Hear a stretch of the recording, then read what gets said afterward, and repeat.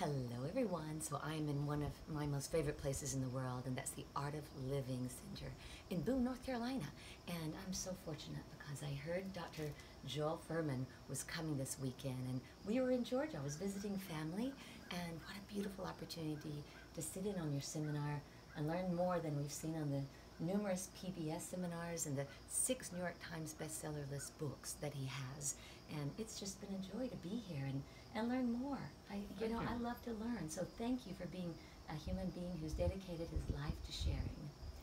Thank you. I've enjoyed being. It's a great, wonderful spot here. It's beautiful, and certainly it's been a great bunch of people here to learn how to live, to have great health, and live to 100 without cancer, without heart disease, without strokes, and without fear of disease. We have to have our full mental faculties and our full happiness potential, and not have fear of getting sick because we take great care of our health.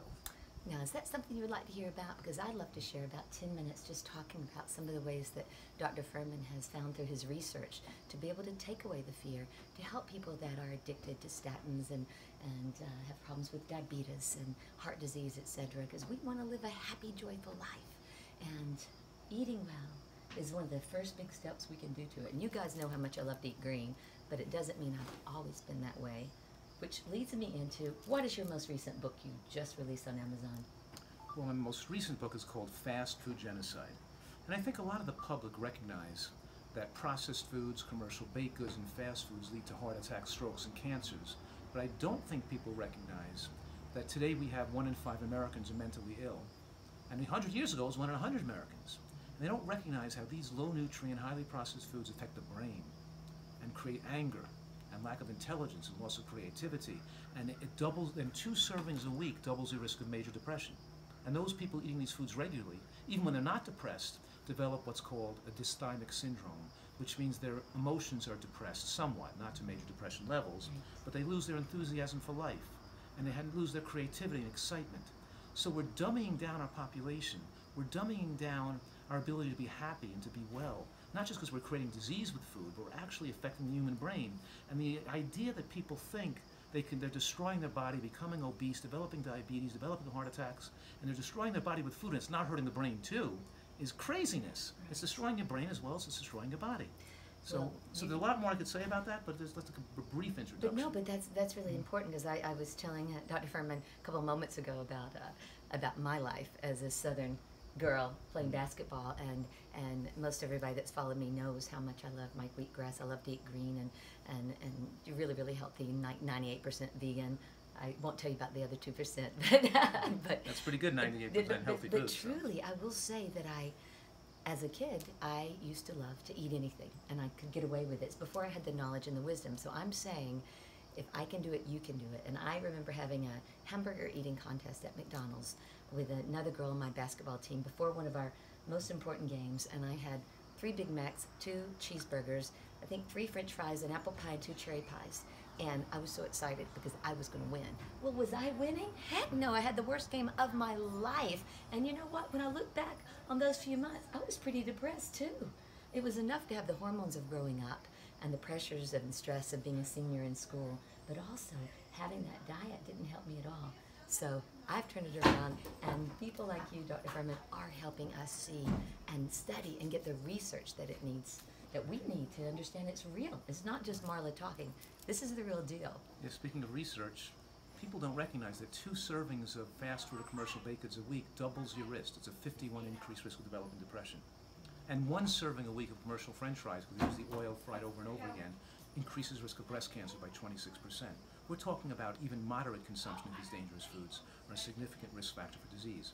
But the opposite is also true, that when you eat these positive foods that protect cancer, people don't understand the powerful effect they have to prevent cancer.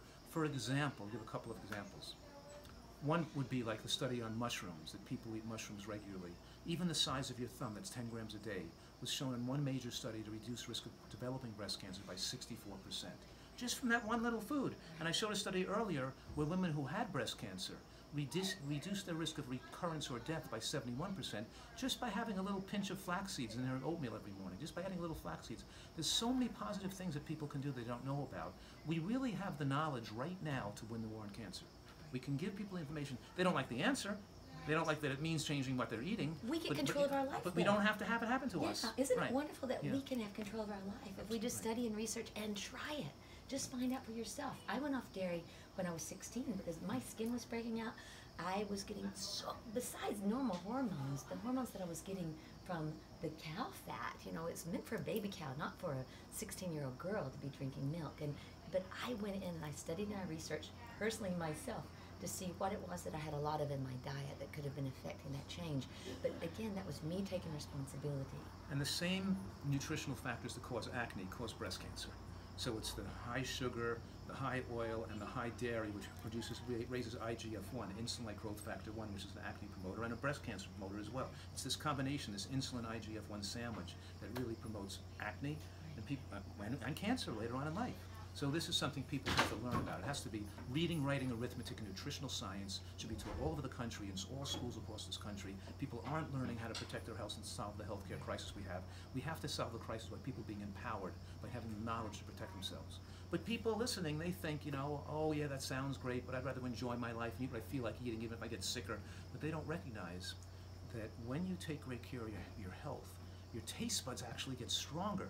You're not giving up the pleasure of eating, you're enhancing the pleasure of eating. On most Americans' diet, their taste buds get weakened with aging, and they wind up eating, it's like eating pablum. You know, they just have, food has no flavor, and they think, because they're addicted to these foods, and they can't imagine what the change would be like, but the change actually gives you more pleasure with eating, not less.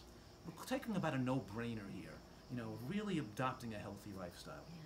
So I love my food, and I can't wait. We're going to have a great meal together tonight, aren't we? That's right. And it's going to be mainly cruciferous vegetables and a lot of grains. Well, what kind of grains do you like? Well, I think there's some beans. There's some bean dishes tonight, like a chili or something. But my favorite grain is quinoa. Yes. Because there's some contamination issues with brown rice today in America.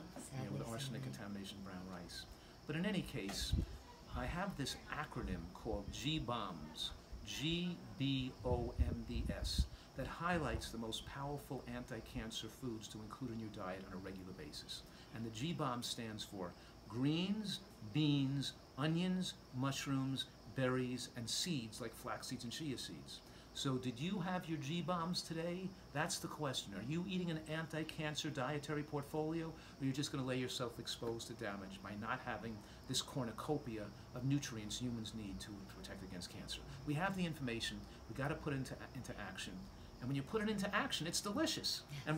And I've spent my life creating these fantastic recipes and writing cookbooks and all these things that people can really enjoy and relish taking great care of their health. Yeah, when he was describing some of his recipes, we were all just, our mouths were watering. So yes, you can eat healthy and it tastes good, and you'll feel better, and your mind will work better. And the joy, which I've learned, my 99-and-a-half-year-old grandfather, I say to him, now why do you want to live so long? And he says, because it's fun. Now shouldn't we all be having more fun? Well, that's right, you want to live long, but you want to have your full physical and mental faculties intact and not be stuck in a nursing home somewhere, unable to move or care for your body.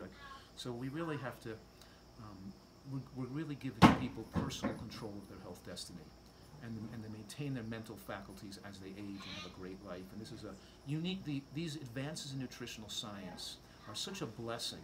They really give people the power to control their health and the power to reach out and help people around them that are suffering, you know. Right. So thank you for doing your share of doing that, and you can learn so much more on your website, right? Yeah, thank you.